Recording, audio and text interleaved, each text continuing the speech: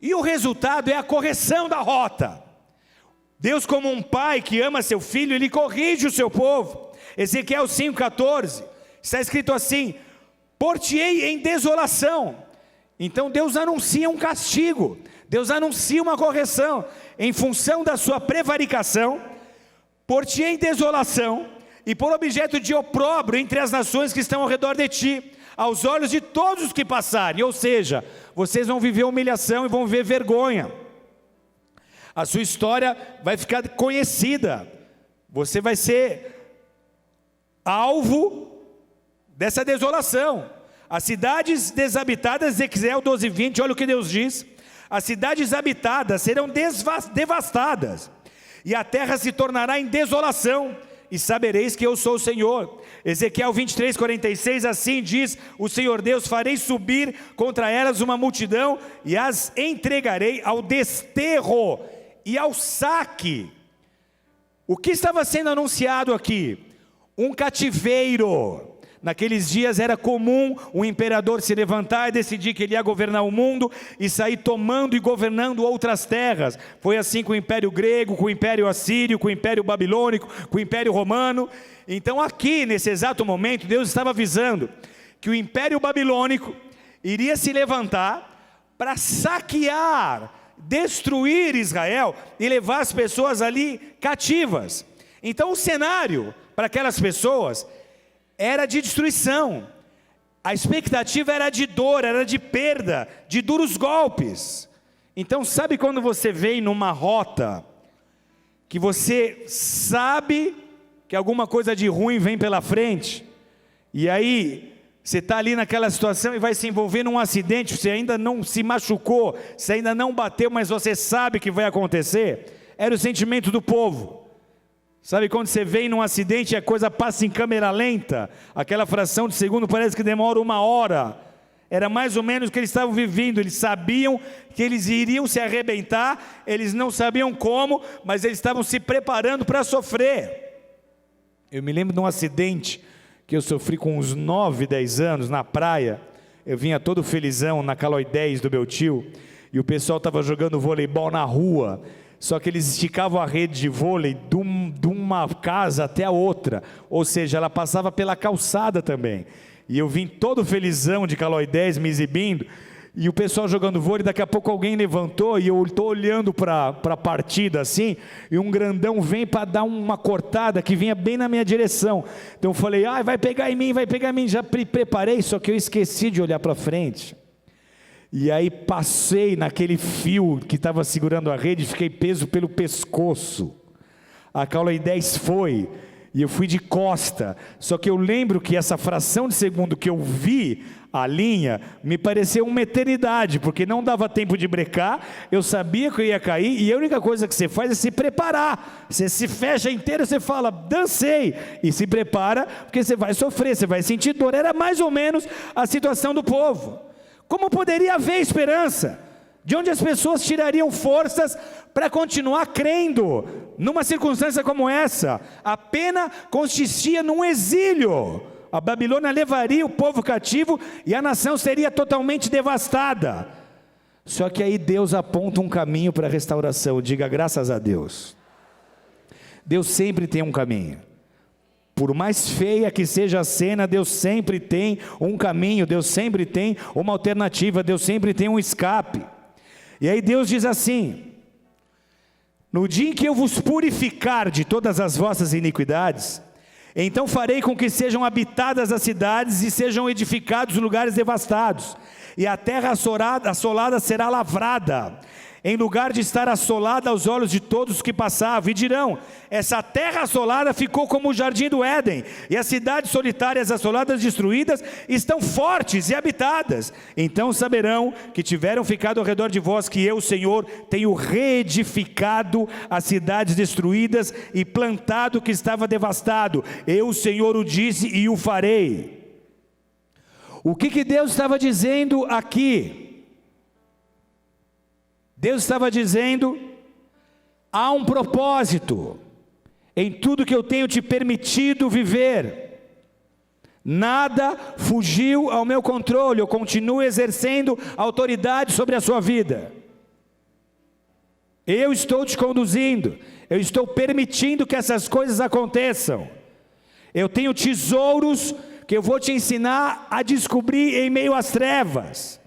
As eventualidades circunstanciais, por piores que sejam, elas vão te conduzir ao lugar que você precisa estar. E mais, Deus está dizendo, há uma data marcada para o fim do cativeiro. Esse sofrimento tem um dia para acabar. E Deus ainda estava dizendo, nós vamos reconstruir a partir do que sobrou, a partir do que ficou, o que foi destruído será edificado. Aquela terra que era assolada, que era infértil, ela voltará a ser lavrada e produtiva. Vai haver frutos, e serão tantos frutos, que farão lembrar o jardim do Éden. Tal a bênção e a prosperidade que Deus estava prometendo a esse povo. E aí Ezequiel observou que o Espírito de Deus na visão reconstruiria os ossos, e aquilo era uma figura de reconstrução da nação, das famílias, do que havia sido destruído. Essa visão aqui que o profeta tem de ossos secos, de um vale de ossos secos, ela foi antecedida por profecias que falavam de novas oportunidades, com esperança de crescimento e prosperidade. Mas como essas promessas de restauração, prosperidade, crescimento, foram recebidas? As pessoas estavam com seus corações fechados.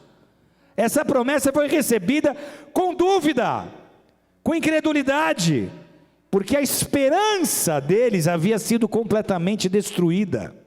Eles haviam sofrido tanto, eles haviam visto as suas cidades destruídas, eles sabiam que não tinha muito o que ser feito, então aquela esperança de um dia melhor havia morrido. Não tinha mais como esperar nada diferente do que os olhos poderiam ver.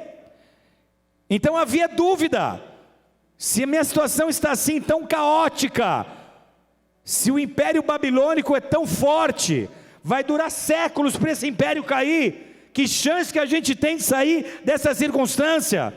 Não há muita esperança. Mas aí Deus vem e traz uma palavra que prometia dias melhores.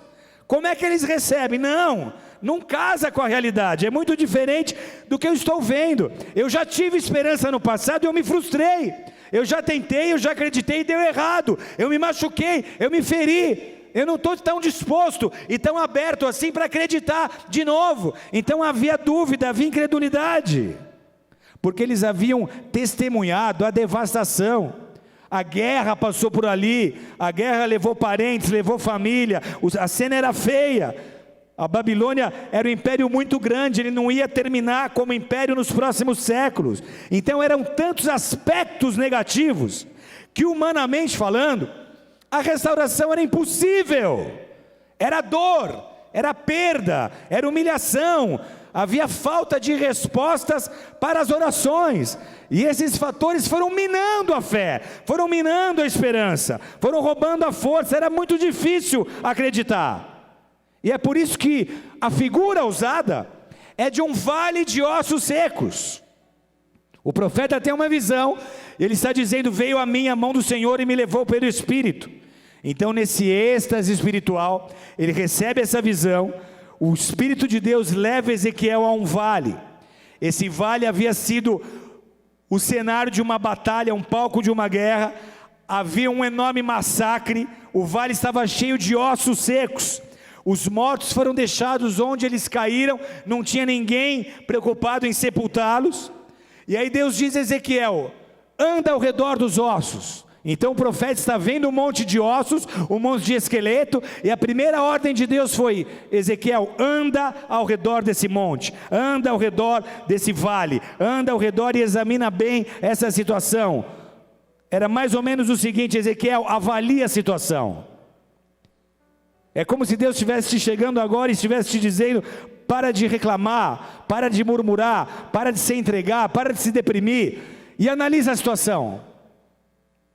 Seja mais prático agora, dê uma volta nesse vale aí, veja exatamente o que está acontecendo, avalie a situação e se certifique que não há nada que o homem possa fazer para mudar esse quadro. Tenha certeza disso. Seja uma testemunha de quão secos estão esses ossos. Seja uma testemunha de que não há mais esperança de vida. Observa com atenção e descreve, Ezequiel, os detalhes do que você está vendo, E aí Deus reafirma ao seu povo, através dessa visão, que Ele tem todo o poder de dar vida ao que está morto, porque para Ele não há impossível. Deus está olhando para o profeta e dizendo: profeta, esse vale de ossos secos aqui vai servir como uma figura que vai abençoar as próximas gerações. Todo aquele que ler esse texto e entender essa visão, vai saber que eu sou Deus, e que não há nada que eu não possa fazer, não há nada impossível para mim. Jesus nos ensinou mesmo, no Novo Testamento, lá em Marcos 10, 27, Jesus, porém, olhando para eles, disse: para os homens é impossível, mas não para Deus, porque para Deus todas as coisas são possíveis. Declare em voz alta comigo: para Deus todas as coisas são possíveis. Mais uma vez: para Deus todas as coisas são possíveis. Não há nada impossível para Deus.